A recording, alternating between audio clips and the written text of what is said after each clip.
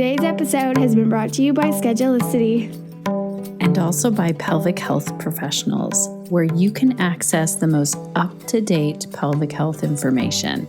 This month, I'm so excited because our guest speaker is Carolyn Van Dyken.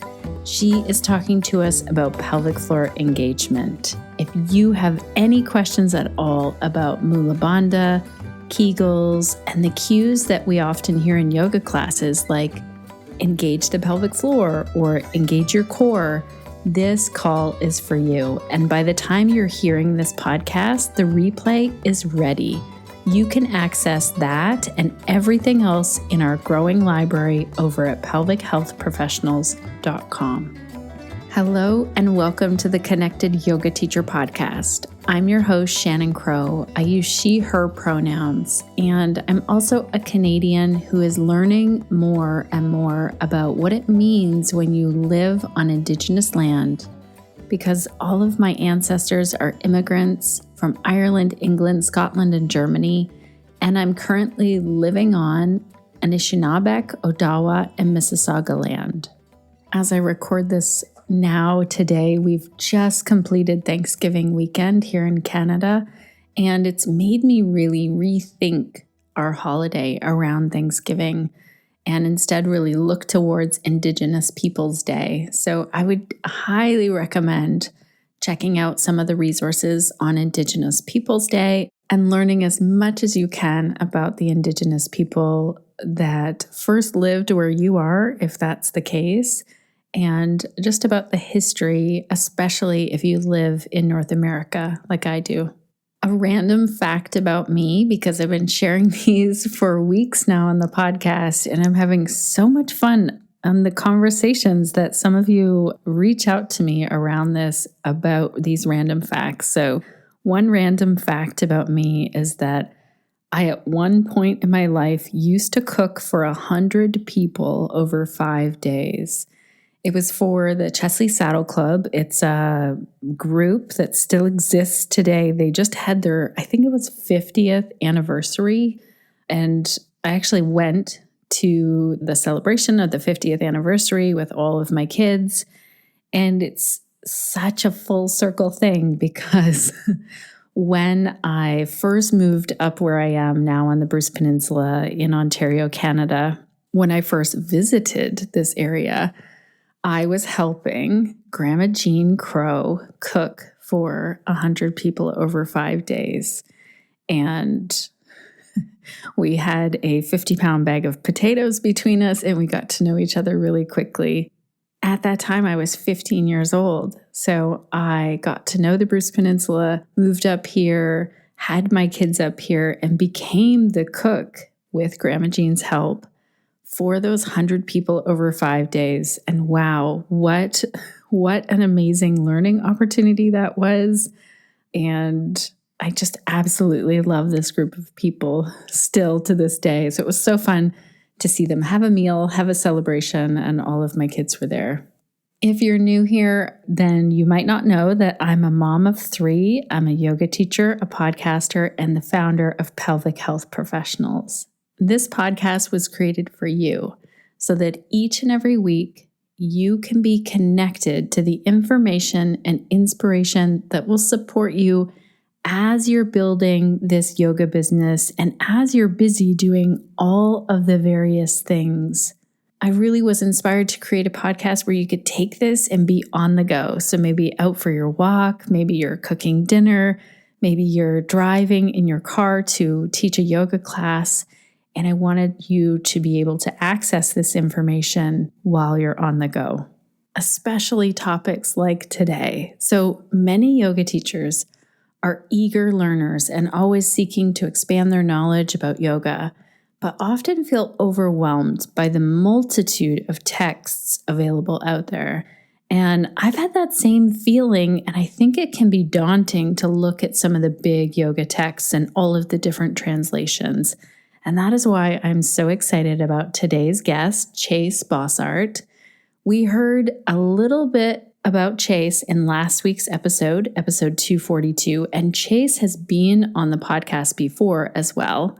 Last week, Melissa Shaw was talking about mantra, and this week, we get to hear Chase, who is a teacher of Melissa's. I think it's so cool how that's fitting together.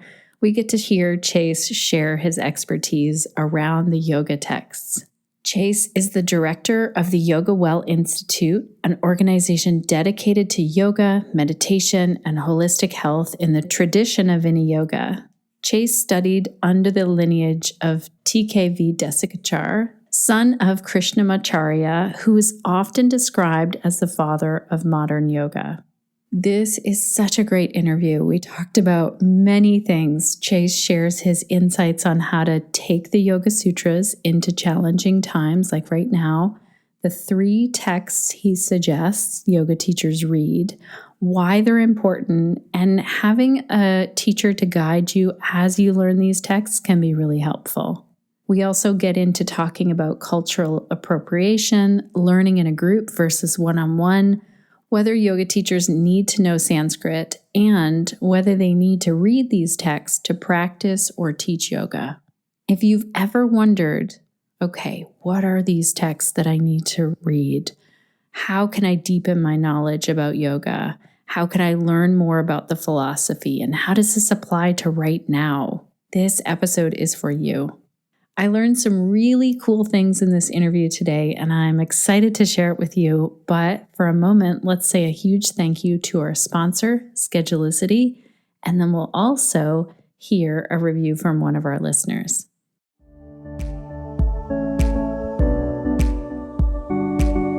Hello, connected yoga teachers. This is Michaela with the Schedulicity Hot Tip of the Week. Schedulicity is an amazing accounting tool. Your dashboard shows your weekly estimated revenue, the number of bookings you have, and the average revenue per booking. Enabling the payment add-on makes things even easier. Once you're connected to Stripe or Square, all your transactions will be listed on your payment screen, and you can select a date range, search by tender type or confirmation number, and export that information to an Excel document. With your schedule and your money this organized, you might have time to tackle something even tougher, like that weird junk drawer or your kid's closet.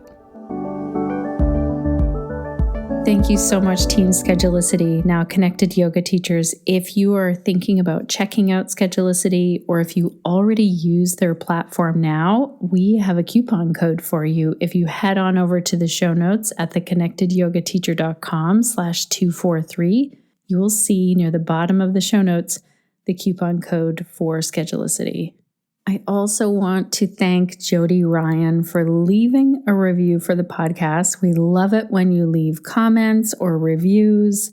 Jody left a specific comment after our 5 Steps to Effective Content mini-series that we did here on the podcast. I'll make sure that we link to part 1 of that.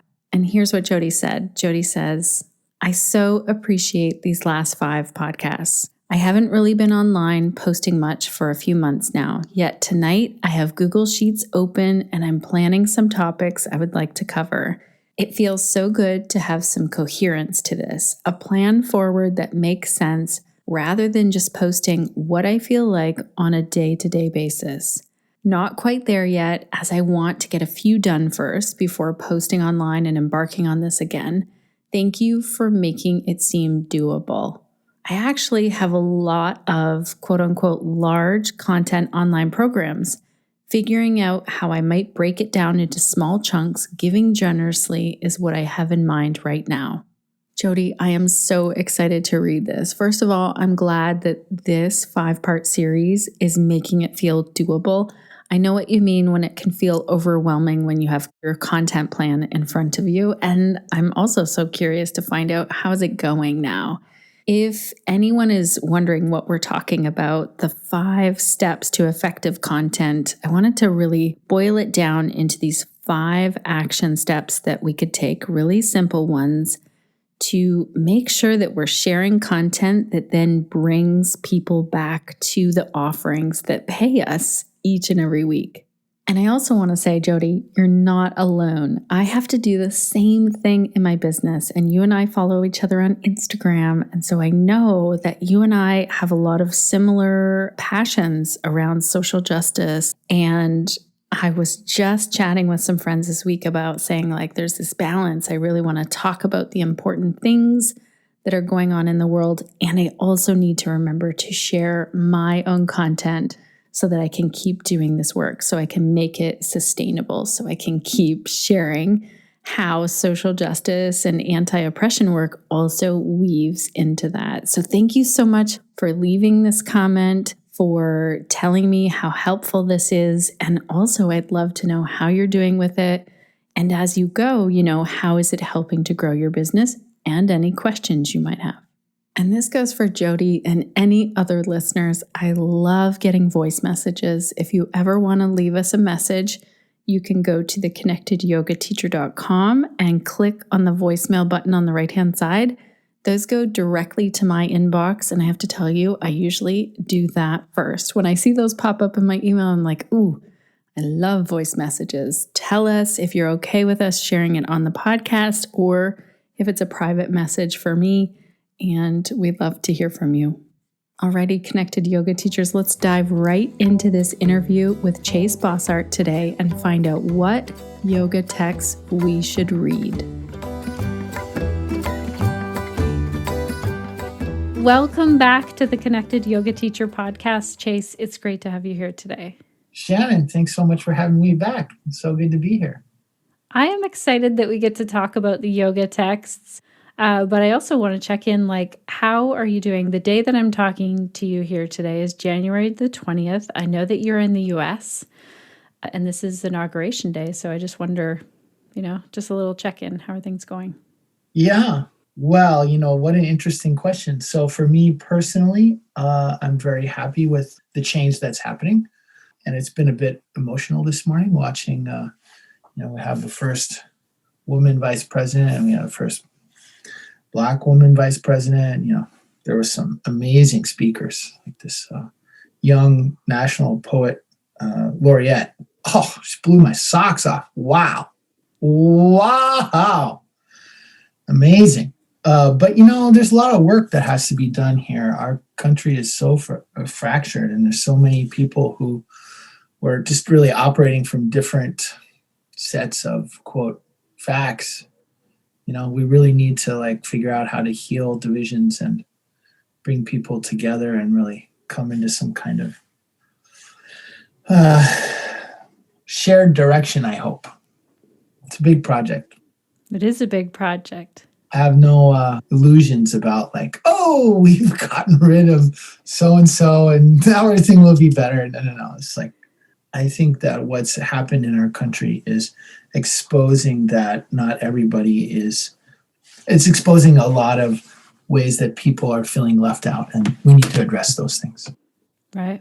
I think that's so true. So how have the Yogasūtras held you in the last, through this pandemic, through any challenges that you felt in not just being from the United States, but being a human in this really strange time? Yeah, it has been really an interesting time. I agree. I think the Yogasūtras are very clear that you don't have a lot of influence over what happens.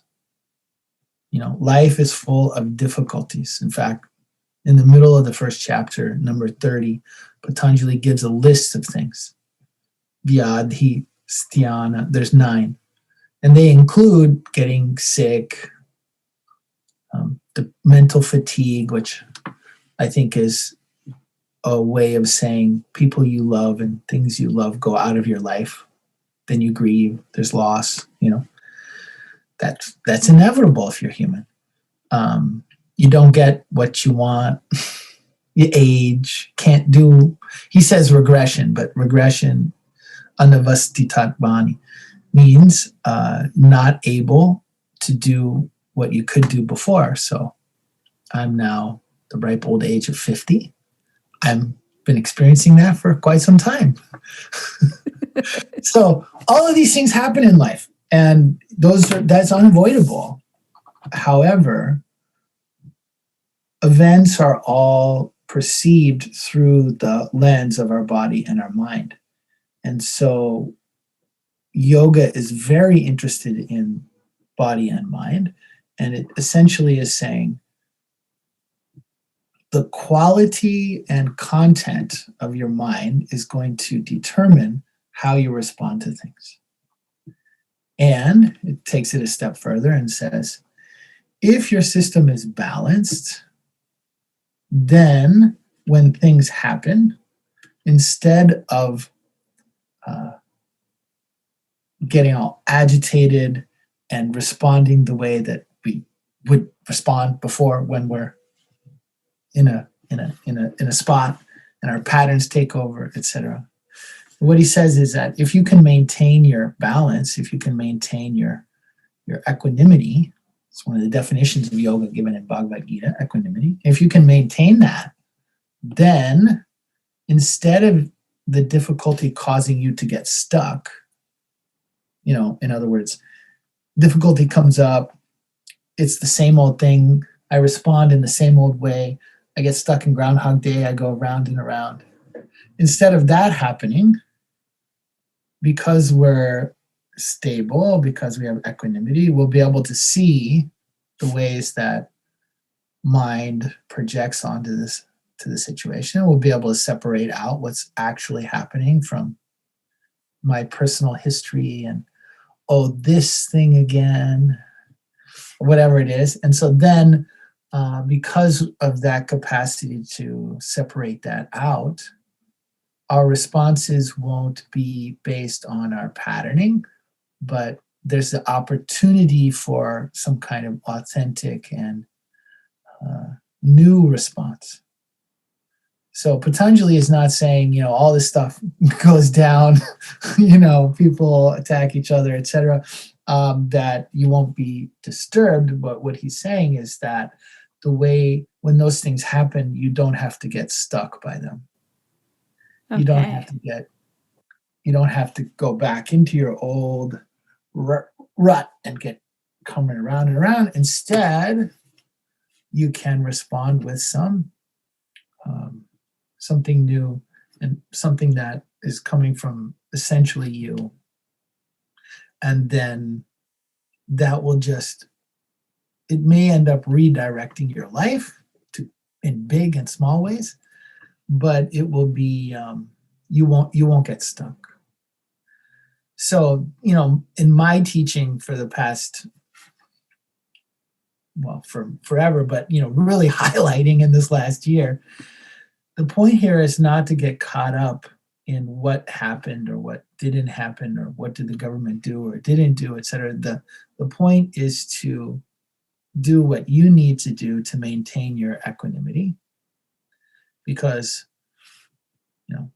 that is the determining factor in how you respond. And how you respond is going to determine what happens to you next and all of those things. So yoga's message, or I would say Patanjali's message, is really about,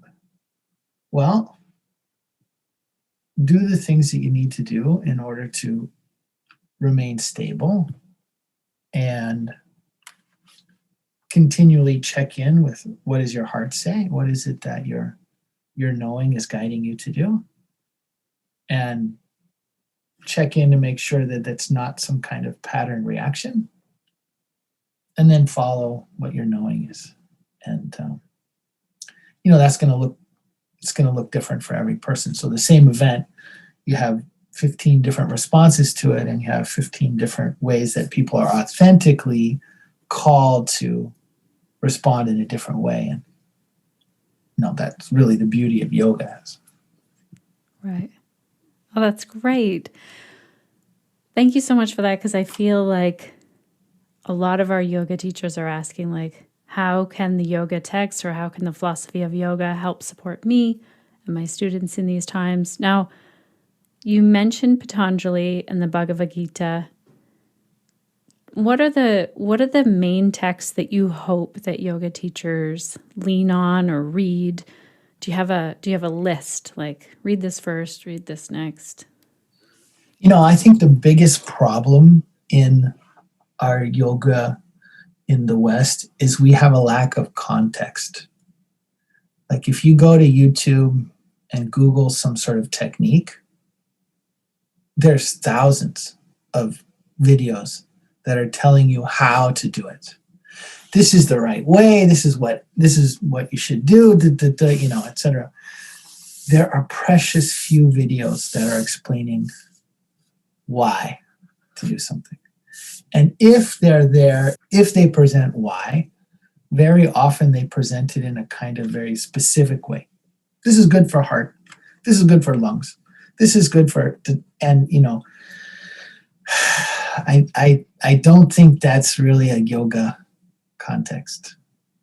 So for me, what I just think it's so important that people take time to become familiar with yoga as a path, yoga as a way of interacting with the world, and that we should understand what are the goals of this practice, and then the way we practice should be manifestation of those principles. They should be coming.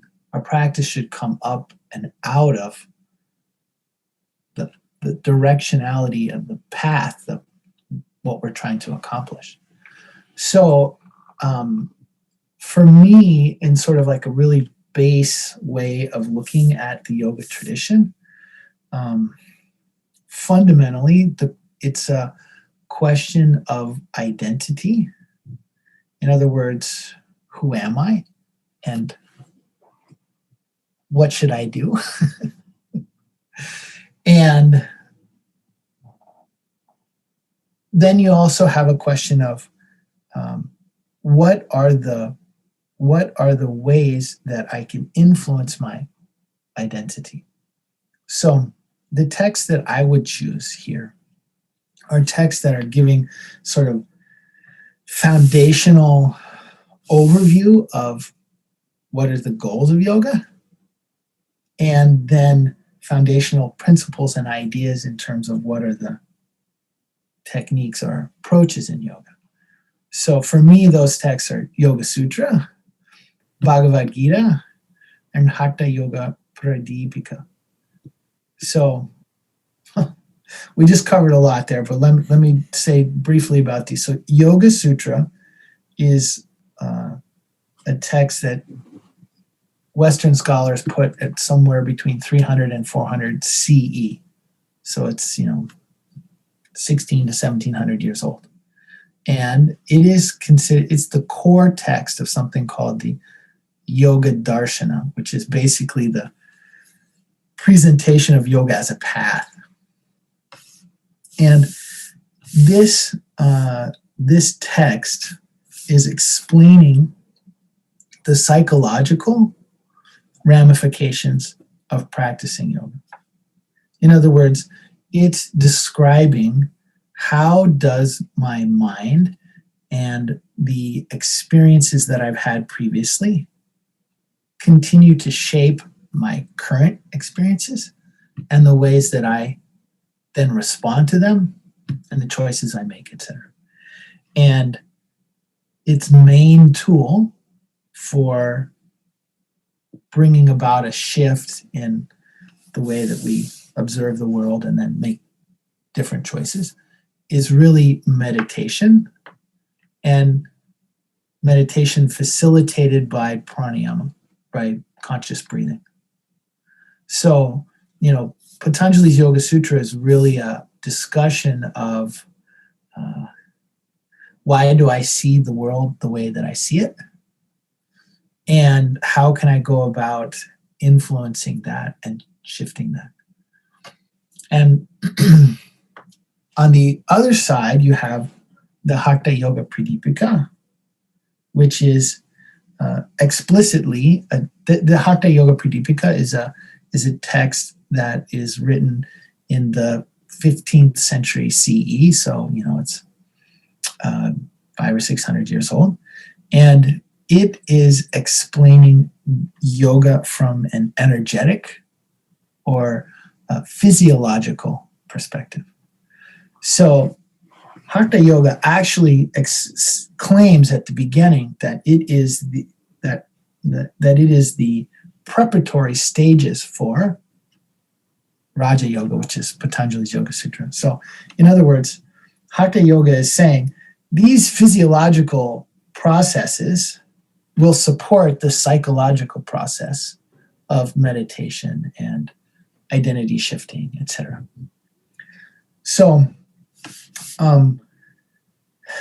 I don't think it's possible to simply pick up the Yogasūtra or the Haṭhayoga Pradīpika and start reading them and get it. Right. Do you think it's like thinking that you can just hand a book to a child who hasn't learned how to read yet? Is it that extreme? That's exactly right. Yeah. That's exactly right. It's, before you take calculus, you have to have a whole bunch of a whole bunch of other concepts and be not only familiar with them, but understand how they work and put together. And then you can go on into calculus. And not that yoga ideas are so, advanced or whatnot, but we see the world through our mind. And our mind is full of and influenced by our previous experiences. So when you start studying yoga, all of these previous experiences are going to be shaping the way that you read and understand and study yoga. And, traditionally in India, there is no such thing as go to a bookstore and you buy the book and then you study. If you want to know the content of these texts, they're actually memorized and in someone. So you don't go to a bookstore, you go to a teacher. And the teacher, you live with the teacher and they get to know you and they get to understand you, who you are as a person. And as part of the household, you have chores and they're guiding your practice. You have to practice every day. Like the chores you ask somebody to do, some chores require a lot of patience, like weeding. You have to actually take time and look, etc. But some chores involve a lot of external interaction, like say taking the milk or the vegetables to market. Like you have to interact with people, and so your teacher is giving you experiences by asking you to do different chores. That's not accidental, because if I'm introverted, I will prefer weeding. Right. If I'm extroverted, I will prefer going to the market. And so every day, every time, I will choose what is easy and necessary for me. So, the idea traditionally is that you have to have a guide. It has to be one-on-one, and it has to be, over time. It can't just be like, oh, I got to practice, I'm off. It's like, you come back and you the person knows you and there's a relationship. And without that, the study of these texts really runs the risk of helping the mind to prove that it's right. Right. But I guess I just want to call out here, I feel like I can't leave my family, especially this year, travel to go live one-on-one with a teacher and learn these texts. So then what? That's it. Eons in hell. That's it. Maybe I should be on a different podcast. Okay, it's time to go. Yeah, it's such a good point. I'm really telling what happened traditionally, because I don't think that kind of thing is really possible or reasonable in our current, society, etc. But the point is that there's two things in yoga. Yoga, like cooking, is like a experiential knowledge set, like music or dance, right? It's not just something that it's something you do. And when you play music, you have to have like an understanding of all the notes and how they fit together and what rhythms are and what your place in the music is. And there's an intellectual aspect to it. And there's also the experiential. And those two things are necessary for, deep practice or deep participation in these knowledge bases. So what has happened in yoga is the experiential piece has come very strongly in our culture, and the informational piece is not there. And what I would say the informational piece needs to be is it needs to be, you have to study texts. The way to study text is to pick a teacher that you resonate with and go and be in her classes over a long period of time. And what happens there is that you slowly get the ideas and you hear the examples, and it's like being in church. It's like you don't just go on one Sunday and I'm saved. There is a certain kind of behavioral modification that's required, etc. So same thing here with yoga is that you should pick a teacher, you should go, you should you should be with them listening over time. But group class is, insufficient to really do this practice in a deep way, because what yoga is really asking you is like, who are you? And why do you do what you do? Like when I come home and the sweater is in the middle of the floor, if I'm reacting with frustration and anger, why? Why wouldn't I see the sweater on the floor and be like, she's home? I'll try that next time I see dishes on the counter. I'm so glad I'm in this house full of people. Totally. Woo! So the question that yoga is asking is like, why? Why do you do what you do? And to really have a deep exploration of that requires an external mirror. It requires somebody else reflecting things back to us. I have been a student of yoga since 1991, and the man that I studied with, my original teacher, Mr. TKV Desikachar, who I was a student for 20 years, towards the end of his life, he got ill and was no longer accessible to students, and then he passed. And my choices are, well, I'm cooked, off I go, or maybe somebody can help me get some more insight into who I am and what I'm doing and things like that. And so even though I studied 20 plus years with Mr. Desikachar, I after he was no longer available, I asked one of his long time students, who I know personally from studies, would he direct my practice? Because just having an external mirror is fundamental, and it's just crucial to this practice. So anyway, what I was saying is that yoga is, like music or dance or cooking, it's a doing knowledge set. And in that there is information and there's experiences. So the experiences, there's no shortage to that in our culture, etc. But the information is what we need, and there's various ways to get that. One of them is in group classes, and another way is one-on-one. And I just want to make the argument that the individual one-on-one is fundamental to what we're doing. Need on an ongoing basis. That's good.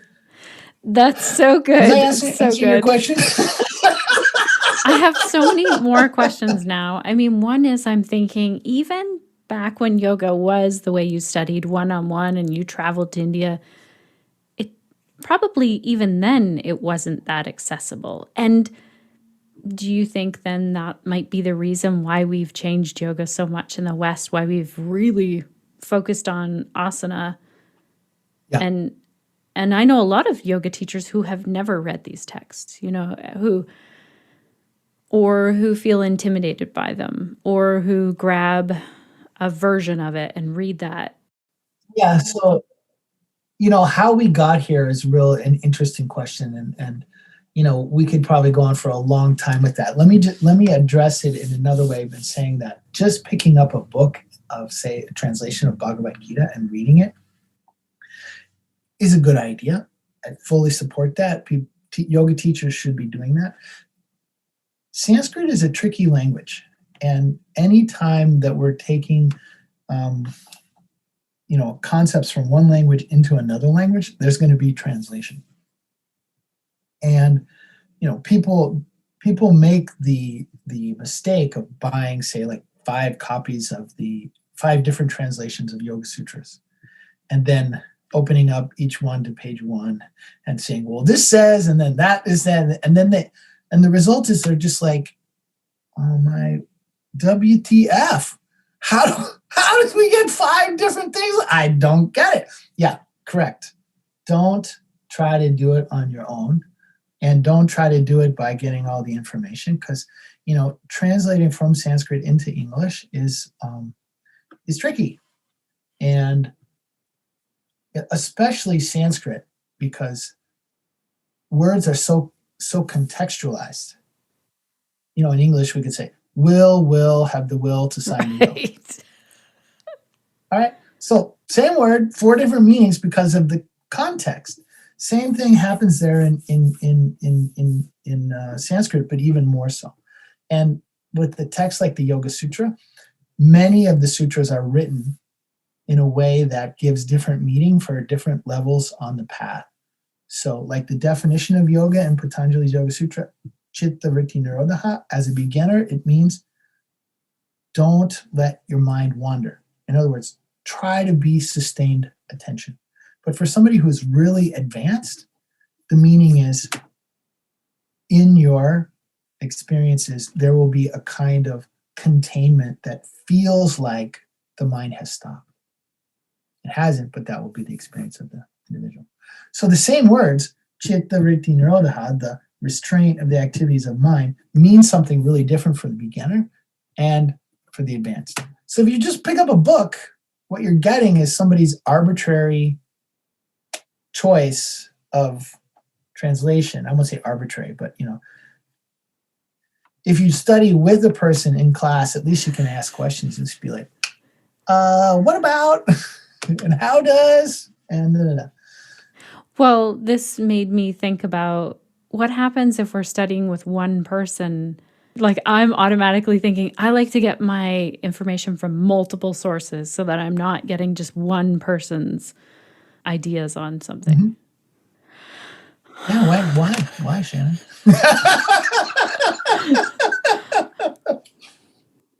No, lots of people are like that. It's also a mental structure, right? And it's not wrong. It's not good. It's not bad. It's just a mental structure. That's the preference, right? So what I would say is that it's important to build a foundation before we add lots of stories. So in other words, like, it is so helpful to pick somebody you resonate with, listen to them, build a foundation of what is this house of yoga. And then when you go off and you start experiencing other teachers, like the buildings that the floors that they build, it will fit in somewhere. And you'll be able to see like, oh, this person's take is more in that direction. And oh, this person's take is more in that direction. And you may end up with somebody or being like, oh my God, this resonates with me so much more than the foundation that I got, which is great. But the mistake I think people make is that they try to go for the variety before there's like, a good solid understanding. That makes a lot of sense. So then you also talked about Patanjali. Who is Patanjali?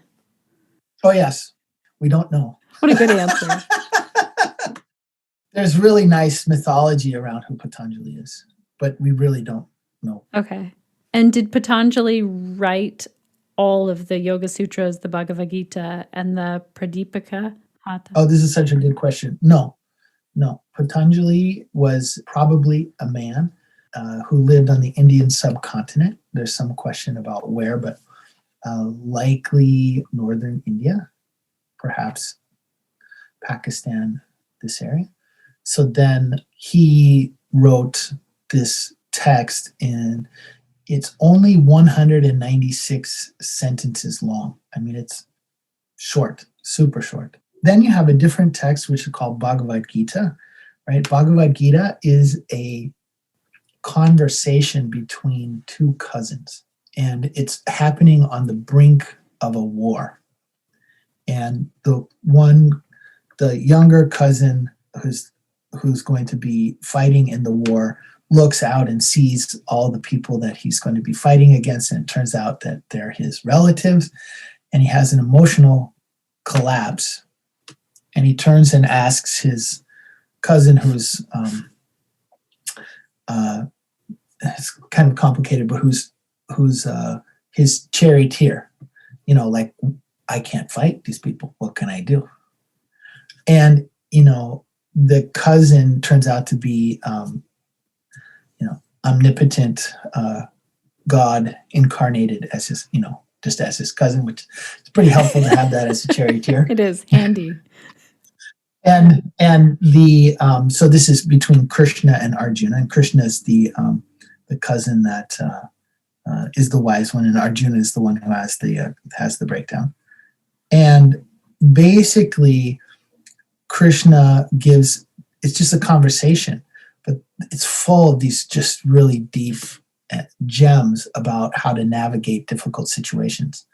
Like when you're stuck between a rock and the hard place, how do you navigate that?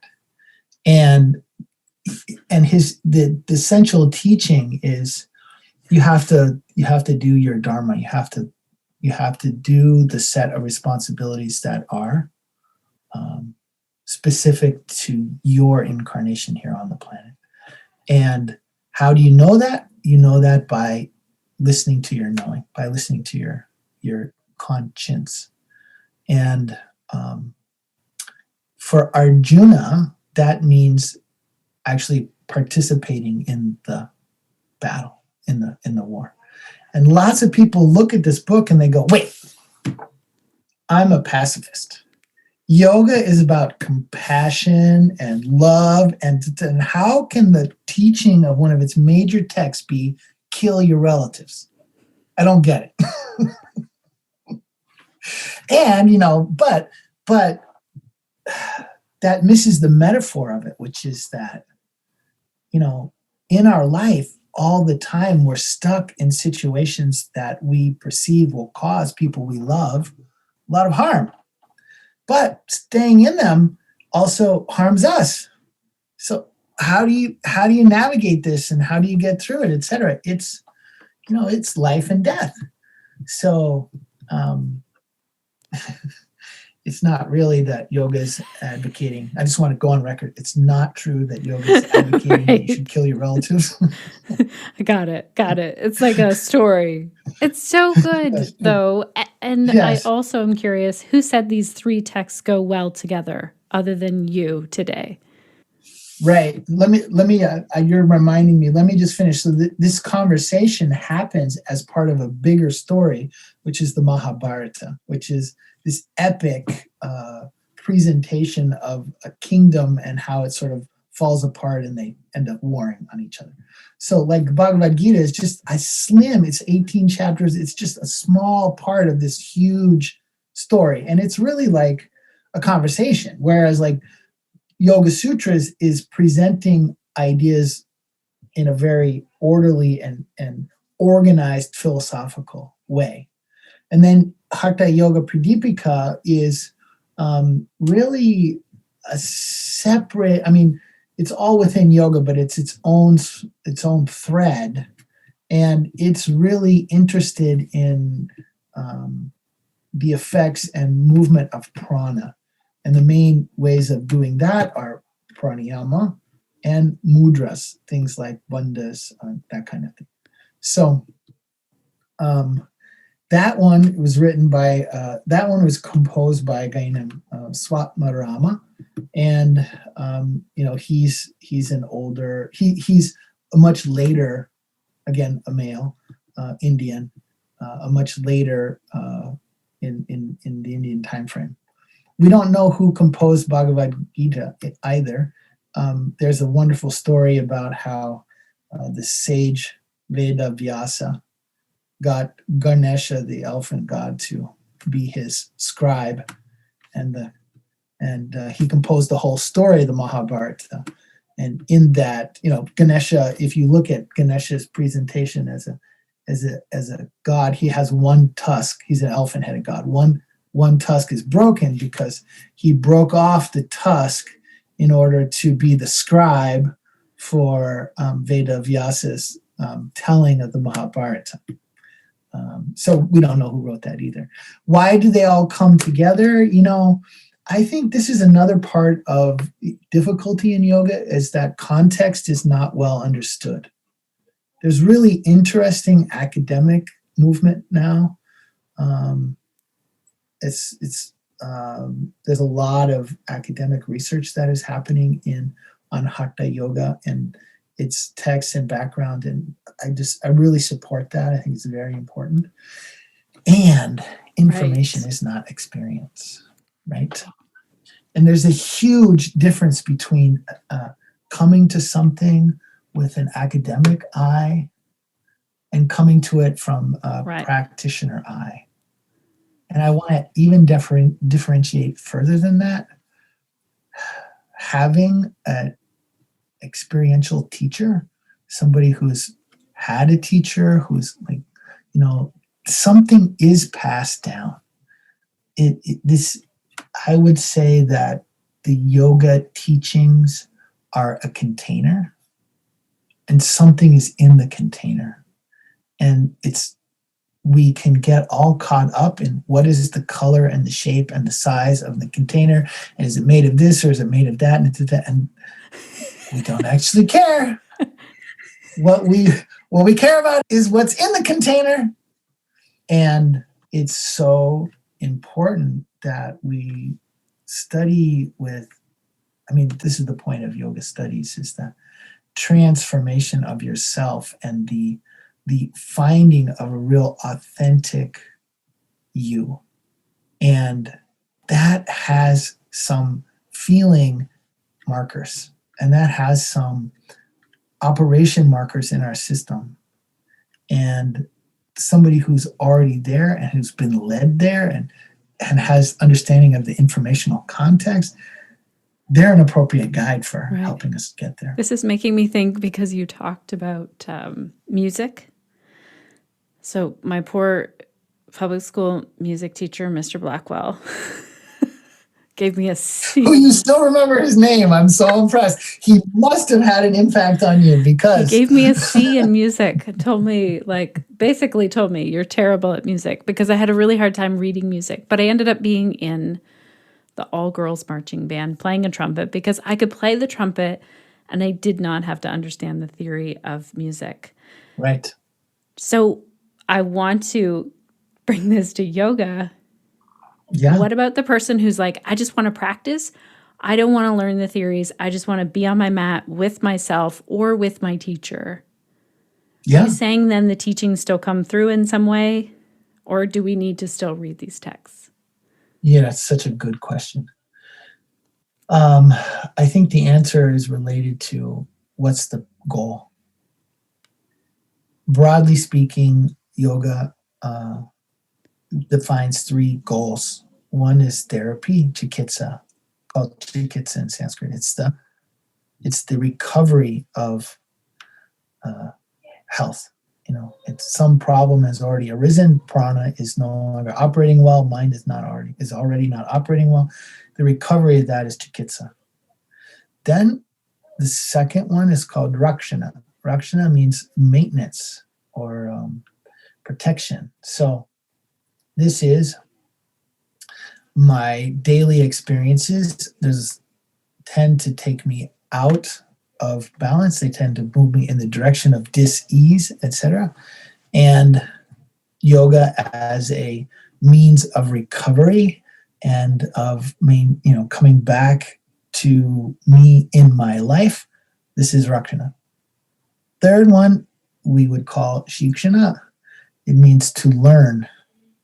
And the yoga texts are full of extraordinary descriptions of extraordinary capabilities.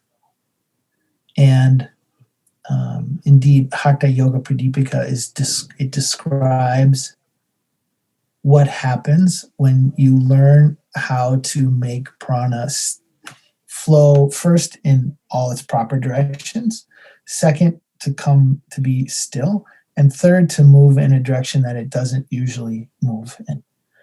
But that's a specific order. You got to start with it all moves. Most of North Americans, we don't. Just give me the high level thing. I don't want to go straight there. No. Right. Teach me how to levitate. Can you do that? Totally. No, you got to go in step.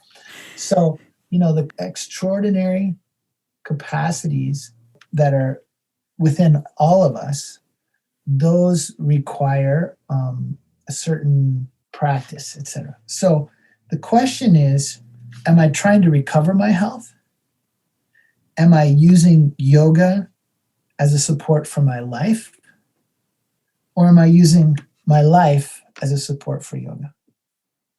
And so, what level are you at? If, like you're saying about like you got to see in music theory, but you were in the marching band and you could hear and you felt it and you could play, etc. All of that stuff. It's totally awesome. I would put that in Rakshana. I would put that in the middle group. There's like a way that it makes sense to you. It pulls you back. It brings you towards balance, etc. But which the main focus is your life. And then, there's another level where if you want to be a composer or you want to be, a director or you want to be, of music, etc. You better know how to read it, because if you don't read it, you can't get there, etc. Right? So even for the middle section, even for Rakshana, it's very helpful to understand, these are the main principles, right? Yoga is about sustained attention. Sustained attention is a product of a balanced system. A balanced system has these markers. Body operates like this. Sthira sukha. Stable and comfortable. Breath operates like this. Dirgha sukshma. Long and subtle. Outlook operates like this. Saumanasya, positive outlook. Emotions operate like this, peace, right? Prashanta vahita, right? So if we have an understanding like, so what I'm really looking for is balance and equanimity. And how do I get there? Here's the markers of it. So then my practice should have these kinds of things in the practice. So I should be operating my body in a way that's sthira and sukha, a way that's stable and comfortable. If you look at the way a lot of people practice, it's like intense exercise. Yeah, it doesn't look very stable or no. And then like another, and in those kinds of practices, the breath gets short and shallow and people sweat. Mm-hmm. One of the things is that breath should not get shorter. Breath should get longer as you practice. So is that other thing that they're doing still yoga? I mean, does it make them feel good? Does it help them with their life? Does it recover, etc.? Yeah, sure. Okay, fine. But the actual having some foundational ideas about like, well, what is the path here? What is it that we're trying to do? I think is just fundamental to practice at any level. That's amazing. That's very helpful. This has been on my mind a lot this year, especially as a teacher. What are your thoughts on bringing yoga from the East to the West? What about when I butcher Sanskrit? What about when I can't pronounce it right? Or, I heard one person saying, if you're white, you just shouldn't be teaching yoga. There have been a lot of good questions raised, like, hey, don't put that statue there, or don't say this thing if you don't understand the meaning of it. Like, I think the topic of cultural appropriation. Oh, it's a big topic. It's so important. It is. One of my favorite teachers, a lady named Melissa Shaw, she was saying the other day, as a kid with an Indian background growing up in the United States, I was bullied and picked on for all of the things that are now all of a sudden cool by those same people. Yes. So like, this is a real thing. Cultural appropriation is something we need to be aware of. And what I would say is, I wrote an article called Yoga Bodies, Yoga Minds.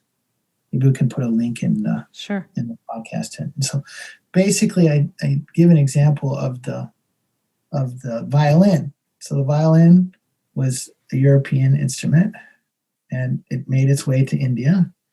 And Indians look at it and go like, we know how to play music. They kept the same tuning, but they played in such a different way.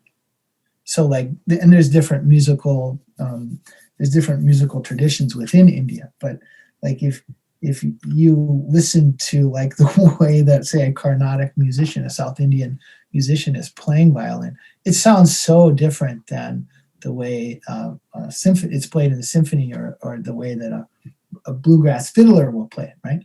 So the point is that the object itself is never independent. It's always finished by the perceiver. It's always completed by the one who's engaging with it. So yoga is what? It's a system of movements and mental exercises and breathing. And those things come over here to the United States, and we look and go like, well, we know how to move our body. We know how to breathe. We know how to do mental exercises. So we start applying we start doing all of those things based on the anatomy and physiology that is foundational to our society, which is not at all the anatomies and physiologies that are fundamental to Indian society. So we turned yoga into something other than yoga. And in my book, the way that I would generally describe this is, I think yoga asana has basically been converted into exercise, and the meditation and those kinds of things have been converted into devotional sort of exercises. So I believe that it's very, very important that we recognize that, hey, we didn't come up with yoga, and there's a history here. And the only way that we're even able to engage with yoga is because of the care and the love and the effort and work of all of the teachers who came before us, who meticulously maintained this tradition. And of course, there's different strands, and people have different interests, and fine. But the point is that this has been cultivated and passed down, and it's actually our role, our responsibility to understand what is being passed down. Can I be Indian? No, of course not. It's not in the superpowers of yoga. You can't just get there someday. True. No, but I can attempt to understand what it is that these Indian masters have, perceived, and what their insights are, and then give credit where credit is due and honor them and what they're doing and pass it down. I think one of the things that's happened with them, I think that has largely, there's all kinds of yoga here in the United States, and people name things after themselves, and they create new names, and this such and such yoga, and this and that, and it is in some degree you have to do that. But on some other level, we should be aware that,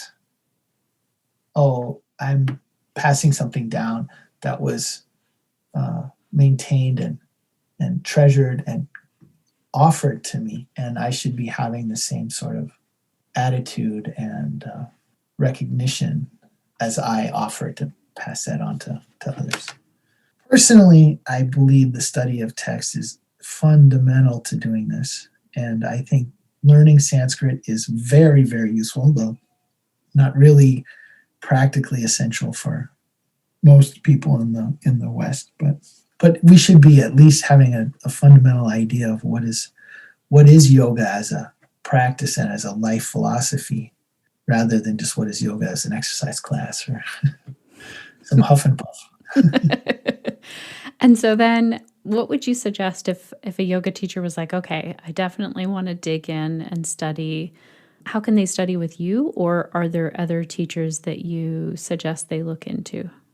Well, so a really great place to start is Mr. Desikachar's books. So Mr. TKV Desikachar, he wrote some fabulous books. The Heart of Yoga is a really good one. There's another one called Religiousness and Yoga. There's also something called What Are We Seeking? In Search of Mind. These are all books that Mr. Desikachar wrote. I'm partial to, since I studied with him, and basically he's the only yoga. I met him at the introduction to yoga, and so he was the only yoga teacher I had for 20 years. And so I'm partial to his perspective on things. But I would really pick somebody. Go ahead and pick it and dig a hole.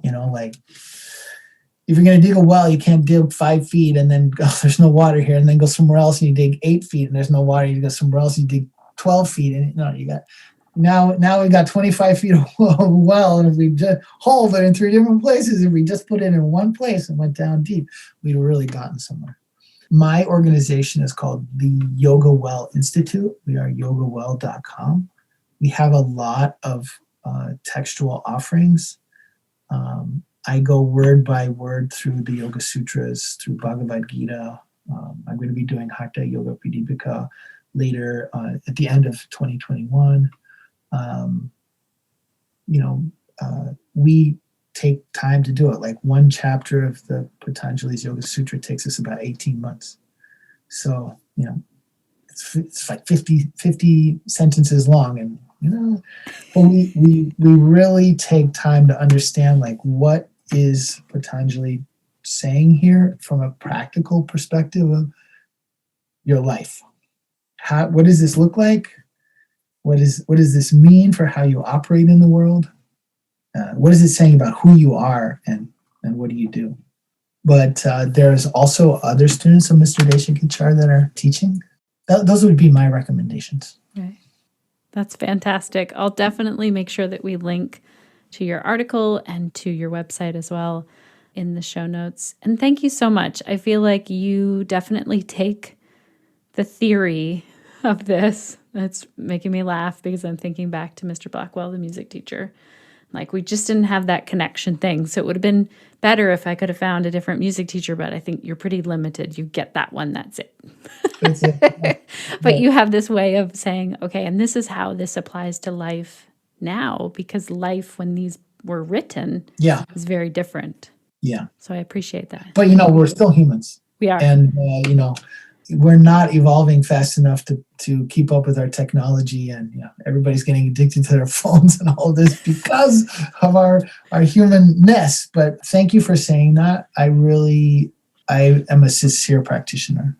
I really am interested in the question of who am I and what am I doing here? And yoga as a tradition has fabulous, really interesting and practically applicable answers to that.